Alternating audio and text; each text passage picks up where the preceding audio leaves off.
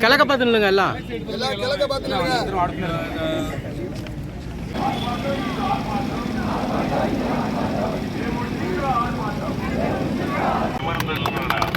புரட்சி கலைஞருடைய தாரக மந்திரம் நெற்றிக்கடை திறப்பினும் குற்றம் குற்றமே என்று கூறிய நக்கீரன் தோன்றிய மதுரை மாநகரத்தில் பிறந்து இன்றைக்கு கோயம்பேட்டில் உறங்கிக் கொண்டிருக்கும் எங்களுடைய சொக்க தங்கம் கேப்டன் இருக்கும் திசை நோக்கி வணங்கி என்னுடைய உரையை ஆரம்பிக்கிறேன்.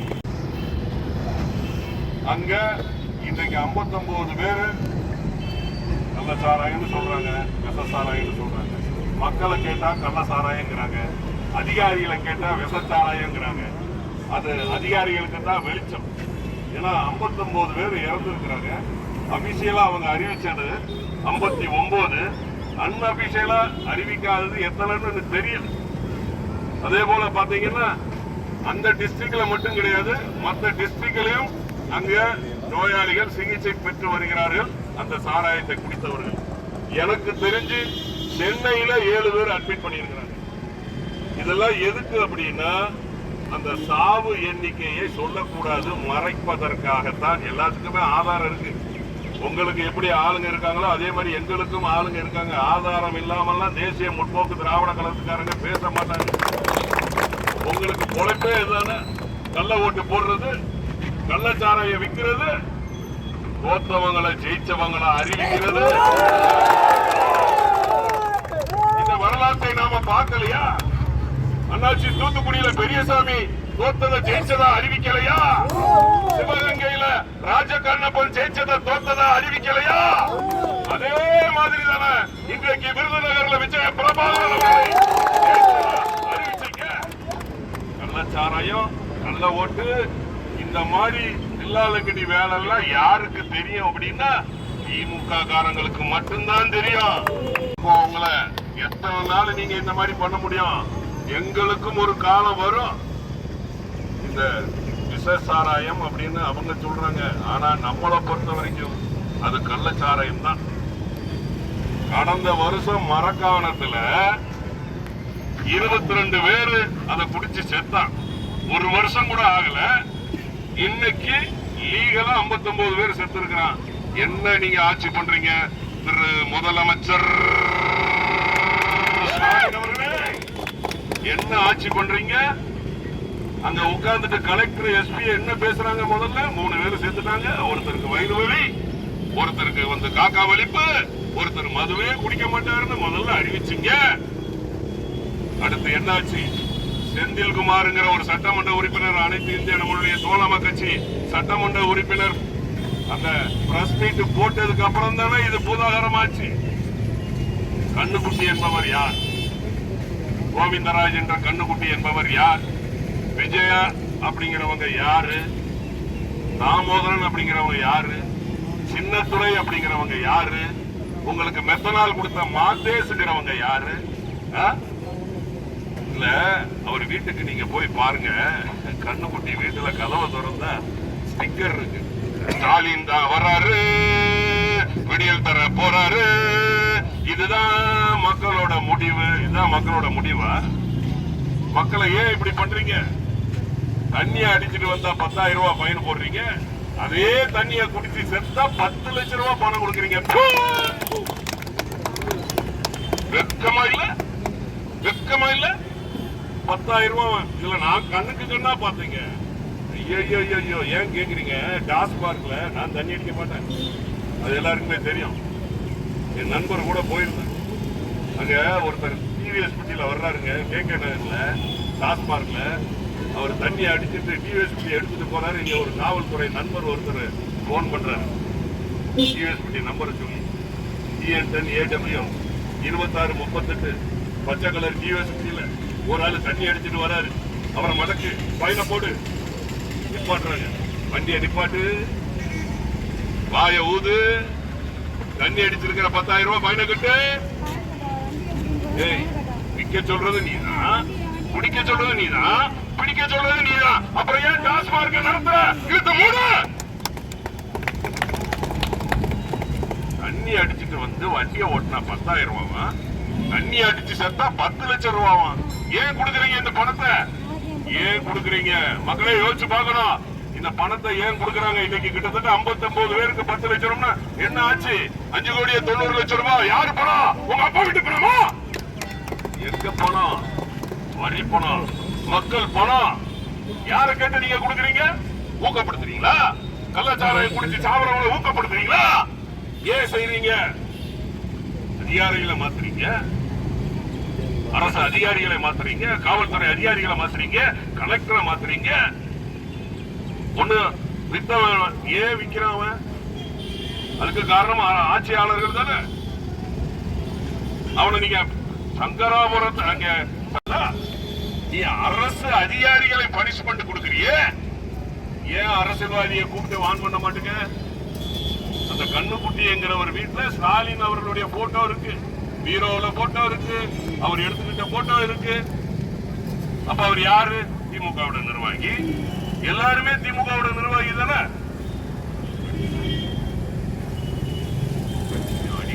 திமுக நிர்வாகி தானே. செத்து போறவன் 200 ரூபாய் கொடுத்து குடிக்க முடியாதவன் 60 ரூபாய் பாக்கெட்டை வாங்கி குடிக்கிறான். அப்ப நீ அவனுடைய வாழ்வாதாரத்தை உயர்த்து ஆட்சி பண்ணிட்டு இருக்கிறவன், அந்த வாழ்வாதாரத்தை உயர்த்து, கலாச்சாரத்தை தடு. நான் கேட்கிறேன், அடுத்த நாள் 876 பேர் அரசு பண்றாங்களா தமிழ்நாடு முழுதும் போலீஸ்காரங்க அந்த கள்ளச்சாராயத்தை காய்ச்சிறவங்களை? எப்படி உங்களுக்கு தெரியும்? காவல்துறை அதிகாரிகளுக்கு எப்படி தெரியும்? அவங்களே வெடிகுண்டு வைப்பாங்க, அவங்களே அதை வந்து குடிப்பாங்க. இந்த கதையே தானே இருக்கு. ஏன் இதை முதல்ல செஞ்சிருக்க வேண்டியதானே? இந்த காவல்துறை அதிகாரிகள் முதல்ல செஞ்சிருக்க வேண்டியதானே? இதுல வேற வெட்க கேடு என்ன தெரியுமா? அந்த டிஜிபி அவர்கள் சங்கர் ஜெயல் சர்மா அவர்கள் பேட்டி கொடுக்கிறார். நான் காவல்துறைக்கு ரகசிய உத்தரவு கொடுத்திருக்கிறேன், தமிழ்நாட்டில் இருக்கிற கள்ளச்சாராயத்தெல்லாம் உடனே பிடிங்க அப்படின்னு உத்தரவு பிறப்பித்திருக்கிறேன் சொல்லிட்டு டிவியில பேட்டி கொடுக்கிறார். ஐயோ, என்ன ரகசியம் சொல்லிட்டு டிவியில பேட்டி கொடுத்திருக்காங்க. இதையும் நம்ம மக்கள் பார்த்துக்கிறாங்க, பார்த்துக்கிட்டு இருக்கிறீங்கல்ல. இதுக்கு ஒரு பாடம் கொடுக்கணும்ல. தோத்தவங்களை ஜெயிச்சதெல்லாம் அறிவிச்சாங்கல்ல விருதுநகர்ல, இதுக்கு ஒரு பாடம் கற்பிக்கணும்ல. 2026 சட்டமன்ற தேர்தல், அதுல அந்த பாடத்தை நம்ம கண்டிப்பா கற்பிக்கணும். கண்டிப்பா. இன்னைக்கு இந்த சாராயத்தை கொண்டு வந்தது யாரு தெரியுமா? தமிழ்நாட்டில் யாரு தெரியுமா?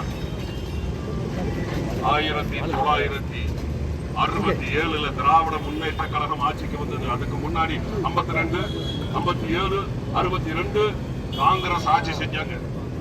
காங்கிரஸ்ல குமாரசாமி ராஜா நம்ம பகுதியை சார்ந்தவர், ஓமந்தூர் ராமசாமி அவரு, அடுத்த பக்தவச்சலம், அடுத்த பெருந்தலைவர் காமராஜர், நம்மளுடைய மண்ணின் மைந்தன் பெருந்தலைவர் காமராஜர், இவங்கெல்லாம் ஆட்சி செஞ்சாங்க. அப்போ 67 அறிஞர் அண்ணாதுரை அவர்கள் ஆட்சிக்கு வர்றாரு. 69 வரைக்கும் அண்ணாதுரை அவர்கள் ஆட்சி செய்யறாரு. 2 வருஷம் சாராய கடையை கொண்டு வந்தாரா? கல்லு கடையை கொண்டு வந்தாரா? அண்ணாதுரை அவர்கள் இறந்ததற்கு பிறகு 1970 கோயம்புத்தூர்ல அப்போதைய முதலமைச்சர் திரு கலர்ச்சினி கலைஞர் அவர்கள் ஒரு பெரிய கூட்டம் போடுறாரு. அந்த கூட்டத்தில் என்ன தெரியுமா சொல்றாரு? கொழுந்து விட்டு எரியும் கொழுந்து விட்டு எரியும் எருப்பு வலயத்துக்கு மத்தியில ஏற்றப்படாத கட்டுரமாக தமிழ்நாடு இருக்கு அப்படின்னா, வாய்ஜாலத்துல கில்லாடி, அவர் வார்த்தையில கில்லாடி. அதாவது சுத்தி நெருப்பு வளையம் வளைஞ்சிட்டு இருக்காங்க, நடுவுல தமிழ்நாடு கட்டுரம். ஏன்னா எல்லா ஸ்டேட்லயும் சாராயம் வித்துட்டு இருக்காங்க, இங்க விக்கலையா? இங்க விக்கலையா? அதுக்கு அவர் சொல்றாரு 70 அந்த கூட்டத்துல சொல்றாரு, எல்லாம் நான் ஆதாரத்தோட தான் பேசுறேன், நீ எந்த கோர்ட்டுக்கு வேணாலும் வா, IPC 511 எங்களுக்கும் தெரியும், 511 எங்களுக்கும் தெரியும், ஆதாரத்தை வச்சுட்டு தான் பேசுறோம். அதுல அவர் சொல்றாரு. அதுக்கப்புறம் மத்திய ஆளுகின்ற அந்த ஆட்சியாளர்கிட்ட கேட்கிறாரு, எங்களுக்கு வந்து தமிழ்நாட்டில் சாராய கடத்தை வைக்கணும், வருமானம் வேணும் அப்படின்னா அவன் மத்தியில் இருக்கிற ஆட்சி செய்யறவனி என்னமும் பண்ணி தொலைச்சிட்டு போ அப்படின்ட்டான். அன்னைக்கு ஆரம்பிச்சாரு சாராய கடை 72 1972 தமிழ்நாட்டு மக்களை குடிக்க வைத்தது கலைஞர் அவர்கள். நம்முடைய பெருந்தலைவர் அவர்கள் படின்னு பள்ளிக்கூடத்தை திறந்தாரு. இவர் குடின்னு டாஸ்மார்க்கை திறந்தாரு. 72ல அவர் ஆரம்பிச்சாரு. 83 மே 23ஆம் தேதி புரட்சி தலைவர் எம்ஜிஆர் அவர்களுடைய ஆட்சியில சாராய கடையை டெண்டர் விட்டு சாராய பாட்டில வித்தாங்க. 91ல அம்மையார் ஆட்சி காலத்துல அத கவர்மெண்ட் நடந்துச்சு. 2001ல டாஸ்மார்க் அப்படின்னு அதை ஆரம்பிச்சாங்க. Tamil Nadu state marketing corporation, that is TASMAC. அதை ஆரம்பிச்சு இன்னைக்கு டாஸ்மார்க் ஹெட் ஆபீஸ் எக்மோர்ல இருக்கு. 32 மாவட்ட மேலாளர் இருக்காங்க டாஸ்மார்க்ல. அவங்களுடைய நிர்வாக வசதிக்காக 32 மாவட்ட வருவாளர் டாஸ்மார்க்ல இருக்கிறாங்க. ஒரு நாளைக்கு சுமார் 140 கோடி ரூபாய் வருமானம். இன்னைக்கு கணக்குப்படி 59 தாலி அறுத்துட்டிய. நம்ம காணொலியில பாக்குறோம், சோசியல் மீடியால பாக்குறோம். ஒரு சின்ன குழந்தை சொல்லுத, நான் நீ 10 லட்சம் ரூபாய் நான் திரும்ப கொடுக்குறேன், எங்க அப்பாவை உன்னால திரும்ப கொடுக்குறேன்னு சொல்லுத. நீ என்ன சொன்ன? அனிதா முதல் ஜெகதீஷ் வரைக்கும் வீட்டுல 21 பேர் செத்தாங்கன்னு வள்ளுவர் கோட்டத்தில் பேசுறீங்க. நான் அந்த மீட்டிங்க கேட்டேன். நீ அன்னைக்கு வாய்க்கிலேயே பேசுறீங்க. திரு உதயநிதி ஸ்டாலின் அவர்களே, அனிதா முதல் ஜெகதீஷ் வரைக்கும் 21 பேர் நீட்டுல செத்துட்டாங்களே, நீட்டு வேண்டாம்னு சொன்னீங்க. இன்னைக்கு 59 பேர் செத்துருக்காங்க. டாஸ்மார்க் வேண்டாம்னு சொல்லு. டாஸ்மார்க் வேண்டாம்னு சொல்லு. 59 பேர் செத்துருக்காங்கல்ல அதிகாரப்பூர்வமா. நீ சொல்ல வேண்டியதானே? செக்கலை தூக்கிட்டு அலைஞ்சுக்கிட்டே இருந்தீங்க. எய்ம்ஸ் வரலன்னு. இப்ப நீ ஆட்சிக்கு 3 வருஷம் ஆச்சு. மத்தியில 38 எம்பி இருந்தாங்க. இன்னைக்கு தோத்தவனை ஜெயிச்சதா அறிவிச்சு 40 பேரை கூட்டு போயிருக்க. அவனை வச்சு வாங்கிட்டு வாயா. யாரை ஏமாத்துறீங்க நீங்க? மக்களே, உங்களெல்லாம் ஏமாத்துறாங்க. இந்த திராவிட முன்னேற்ற கழகம் ஏமாத்திக்கிட்டு இருக்கு. 8/3/2021 என்ன சொன்னாங்க? 505 தேர்தல் அறிக்கை சொன்னாங்க. 13/8/21 திருச்சியில என்ன சொன்னார் திரு ஸ்டாலின் அவர்கள்? என்ன சொன்னாரு? 505 தேர்தல் அறிக்கை கொடுத்தாரு. நீட்டு ஒழிக்கப்படுகிறார். ஒழிச்சாங்களா? அனைத்து பெண்களுக்கும் உரிமை தொகை 1000 ரூபாய் நாங்களே கொடுத்தாங்களா? இப்ப என்ன சொல்றாங்க? தகுதி வாய்ந்த பெண்களுக்கு மட்டும்தான் 1000 ரூபாய் அப்படின்னு சொல்றீங்க. எங்க பெண்களை தகுதி வாய்ந்த பெண்களாய் பிரிக்கிறதுக்கு நீ யார்? இதே மாதிரிதான் உங்க அப்பா சொன்னாரு. ஒரு 2006 தேர்தல் அறிக்கையில நிலம் இல்லாதவங்களுக்கு 2.5 ஏக்கர் நிலம் பார்த்தீங்களா? ஏமாத்து வேலை. இப்ப என்ன சொல்றாங்க? தகுதி வாய்ந்த பெண்களுக்கு 1000 ரூபாய் அப்படிங்கிறீங்க. பார்த்தீங்களா? தேர்தல் வரக்கூடிய நேரத்துல, பாராளுமன்ற தேர்தல் வரக்கூடிய நேரத்துல 2.5 வருஷம் கொடுக்காம செப்டம்பர் 14ஆம் தேதி போன வருஷம் 6 மாசத்துக்கு முன்னாடி 1000 ரூபாய் குடும்ப பெண்களுக்கு உரிமை தொகை கொடுக்குறீங்க. ஏன் மாத்துறீங்க? எங்க போனீங்க நீங்க? இந்த பாராளுமன்ற தேர்தல்ல அவர் சொல்றாரு 40 தொகுதிங்க, 40 தொகுதியிலையும் சொன்னாரு நீங்க ஜெயிக்க வைங்க, நான் ஒவ்வொரு தொகுதிக்கும் 2 நாள் வந்துருவேன், மாசத்துல நான் 2 நாள் வந்துருவேன், மாசத்துல 2 நாள் வந்துருவேன் சொல்லிட்டு போயிட்டு 40 தொகுதியில 80 நாள், மாசத்துக்கே 30 நாள். இவர் எப்படி எல்லா தொகுதிக்கும் வருவாரு? ஏமாத்து வேலை தானே. அதே மாதிரி அவர் ஆட்சிக்கு வரும்போது என்ன சொன்னாரு? ஒரு பெட்டியை வச்சுக்கிட்டு சாவியை வச்சுக்கிட்டு திரு ஸ்டாலின் அவர்கள் குறைத்தி இருக்கும் நான் முதல்வர் அப்படின்னு சொல்லிட்டு அதுல பெட்டியில உங்க மனுவை போடுங்க, 100 நாள்ல நான் உங்க குறைய தீர்த்துருவேன்னு சொன்னார்ல. குறைய தீர்த்தாரா? அப்புறம் இவங்க வந்தாலே, ஆட்சியாளர்கள் திமுக வந்தாலே அதிகாரி எல்லாம் பாவம், காவல்துறை அதிகாரி எல்லாம் பாவம். ஏன்னா அந்த அம்மையார் இருக்கும்போது காவல்துறைக்கு அப்படின்னு ஒரு மரியாதை இருந்துச்சு. புரட்சி கலைஞர் கேப்டன் அவர்கள் காவல்துறைக்கு மரியாதையை ஏற்படுத்தி கொடுத்தவர். இன்னைக்கு எத்தனையோ அதிகாரிகள் என்னை பார்த்து சொல்லியிருக்காங்க. என்ன சொல்றாங்க தெரியுமா? நான் கேப்டனை பார்த்தா போலீஸ் வேலைக்கு வந்தேன் அப்படி. கேப்டனை பார்த்தா நான் போலீஸ் வேலைக்கு வந்தேன். நம்மளுடைய தலைவர் அவர்களும் நம்மளுடைய அம்மையார் அவர்களும் அதிகாரிகளுக்கு, காவல்துறை அதிகாரிகளுக்கு தனி மரியாதை வச்சிருந்தாங்க, மரியாதையை ஏற்படுத்தி கொடுத்தாங்க. ஆனா இன்னைக்கு ஆளுகின்ற இந்த ஆட்சியாளர்கள் அந்த மாதிரி செஞ்சிருக்காங்களா? கிடையாது. இவன் ஆட்சிக்கு வந்தாலே 7.5 வந்துடும். திமுக எப்பெல்லாம் ஆட்சிக்கு வருது 7.5 வந்துடும். விலைவாசி உயர்வு கூடிடும், மின் கட்டணம் கூடிடுச்சு, மின் கட்டணம் இல்ல ஸ்லாப்ல நான் தேர்தல் அறிக்கையில சொன்னால 505 தேர்தல் அறிக்கையில சொன்னால நான் வந்தேன்னா மாசம் மின் கட்டணம் சொன்னால ஸ்லாப் மாசம் சொன்னால மாசமா வந்துட்டு இருக்கு 2 மாசத்துக்கு ஒரு வாட்டி தானே பண்ணிட்டு இருக்கீங்க ஏன் இப்ப பொய்யான வாக்குறுதியை கொடுக்குறீங்க மின் கட்டணம் உயர்வு பால் விலை உயர்வு ஒரு மனிதன் பிறக்கும் போதும் பால் ஊத்த வேண்டும் மனிதன் இறக்கும் போதும் பால் ஊத்த வேண்டும் பால் அவ்வளவு முக்கியமான ஒரு விஷயம் பால் விலையை ஏத்திட்டீங்க பேருந்து கட்டணத்தை ஏத்திட்டீங்க செந்தில் பாலாஜி அவரை உள்ளத்திற்கு போட்டீங்க ஆர்ப்பாட்டம் இது தேமுதிக ஆர்ப்பாட்டம் திமுக அரசின் கண்டித்து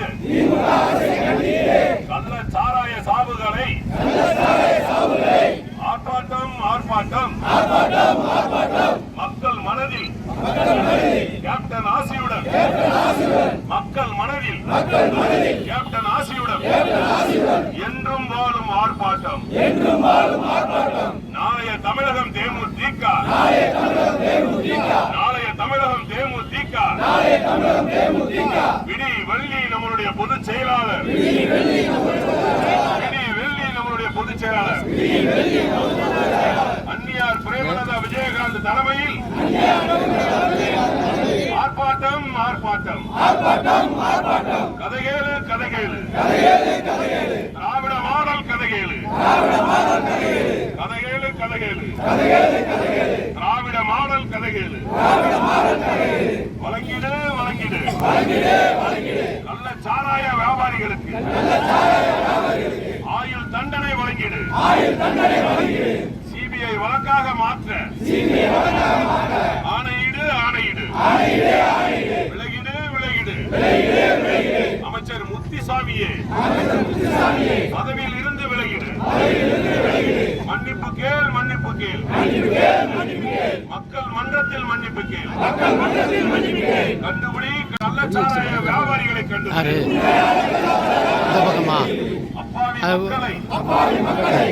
அந்த கொடியை கொஞ்சம் பின்னாடி போச்சு அந்த கொடி அந்த பக்கம் கொடி கொஞ்சம் பின்னாடி போச்சு பலிகளாக்கும் மக்கள் விரோத ஆட்சியை கண்டிக்கிறோம் நிறைவேற்று போதையில்லாத தமிழகத்தை தருவோம் என்று நிறைவேற்று மூடிடு டாஸ்மாக் கடைகளை மூடிடு படிப்படியாக மூடிடு ஆர்ப்பாட்டம் இளைஞர்களை மாணவர்களை கஞ்சா போதையில் இருந்து காத்திடு காப்பாற்றிடு தாலியை கொடிய பின்னாடி காப்பாற்றிடு பெண்களின் தாலியை காப்பாற்றிடு தமிழக மக்களே இனியாவது விழித்து பாடம் புகட்டு மக்கள் விரோத ஆட்சியாளர்களுக்கு பாடம் புகட்டு தெருவுக்கு தெரு சாவுகள் பள்ளிகள் தொடங்கி கல்லூரிகள் வரை ஜோராய் நடக்குது கஞ்சா விற்பனை சிறியவர்கள் முதல் போதையில் மிதக்குது தமிழ்நாடு இது தெரியுமா தமிழக முதலமைச்சர்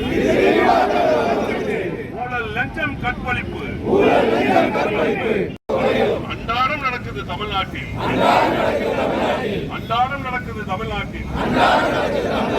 ஆர்ப்பாட்டம் இது தேமுதிக ஆர்ப்பாட்டம் திராவிட மாடல் அரசு சொல்லுங்கள் ஸ்டாலின் முதல்வரே சொல்லுங்கள் இந்த ஆட்சி தேவையா உங்களுக்கு எங்கள் அந்நியார் கேட்கிறார் கேப்டன் வடிவில் கேட்கிறார் பதில் சொல்லுங்கள் முதல்வரே உயிரை எடுக்கிறது பாக்கெட்டு சாராயம் கள்ளக்குறிச்சி வீதியில் பெருகுது கள்ளச்சாராயம் குடித்தவர் எல்லாம் மாண்டனரே கருணாபுரத்து கிராமத்திலே கருணாநிதியின் முதல்வரே தமிழகத்தின் முதல்வரே தமிழகத்தின் முதல்வரே என்ற ஆட்சியில் டாஸ்மார்க்கு எதிராக கருப்பு கொடி பிடித்து குடும்ப சொன்னீரே. இளம் விதைகள் அதிகமாகிவிட்டனர் தமிழகத்தில் என்று அன்று சொன்னீரே. உங்கள் ஆட்சியில் இளம் விதவைகளுக்கு பதில் என்ன? பதில் சொல்லுவேரே முதல்வரே. ஆர்ப்பாட்டம் இது ஆர்ப்பாட்டம். அமைச்சர்கள் முதல் அதிகாரிகள் வரை ஆண்டுக்கு 48,000 கோடி தமிழக அரசுக்கு டாஸ்மாக் வருமானம், உரிமை தொகை, உதவித் தொகை இலவசமெல்லாம் இந்த 7 கட்ட பணத்தில் தேமுதிக ஆர்ப்பாட்டம். ஓட்டுக்கு கொடுக்கும் பணம் எல்லாம் உங்கள் உழைப்பில் வந்த சொந்த பணமா? ஓட்டுக்கு கொடுக்கும் பணம் எல்லாம் உங்க உழைப்பில் வந்த சொந்த பணமா? எவன் அப்பா வீட்டு பணத்தை இலவசமா கொடுக்க நீங்க யாரு? இலவசமா கொடுக்க நீங்க யாரு? தமிழக அரசே, தமிழக அரசே, தடுத்து நிறுத்து. நல்ல சாராய சாவுகளை உடனடியாக தடுத்து நிறுத்து. உங்கள் பணம், உங்கள் உழைப்பு தமிழக மக்களே தெளிவடிவேன். நல்ல சாராய திமுக அரசை கண்டித்து மாபெரும் கண்டன ஆர்ப்பாட்டம். ஆர்ப்பாட்டம் இது ஆர்ப்பாட்டம். தேமுதிக ஆர்ப்பாட்டம்.